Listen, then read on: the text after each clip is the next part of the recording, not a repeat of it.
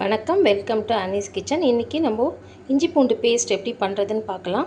Lemon, vinegar எதுவுமே add பண்ணாமல் கிட்டத்தட்ட ஒரு 1 மந்த் வரைக்கும் நம்ம இந்த இஞ்சி பூண்டு பேஸ்ட் இந்த மெத்தடில் பண்ணி ஸ்டோர் பண்ணி வச்சுக்கலாம். வாங்க எப்படி பண்ணுறதுன்னு பார்க்கலாம். 50 கிராம் அளவுக்கு இஞ்சி எடுத்திருக்கேன். நல்லா தோல் சீவிட்டு நல்லா வாஷ் பண்ணி கொஞ்சம் கூட ஈரம் இல்லாமல் எடுத்து வச்சுருக்கேன். அதே மாதிரி 50 கிராம் பூண்டு, ஒரு 10லேருந்து 15 முந்திரி. இப்போ இஞ்சியை நல்லா பொடி பொடியாக கட் பண்ணிடலாம், இல்லைன்னா மிக்சி ஜாரில் சுற்றும் போது சரியாக அரைப்படாது. அதனால் இஞ்சியை மட்டும் நல்லா பொடி பொடியாக கட் பண்ணிக்கலாம். இப்போ ஈரம் இல்லாத ஒரு மிக்சி ஜாரில் பொடியாக நறுக்குன இஞ்சி, பூண்டு, முந்திரி எல்லாத்தையும் போட்டு நல்லா பேஸ்ட்டாக அரைச்சிக்கலாம்.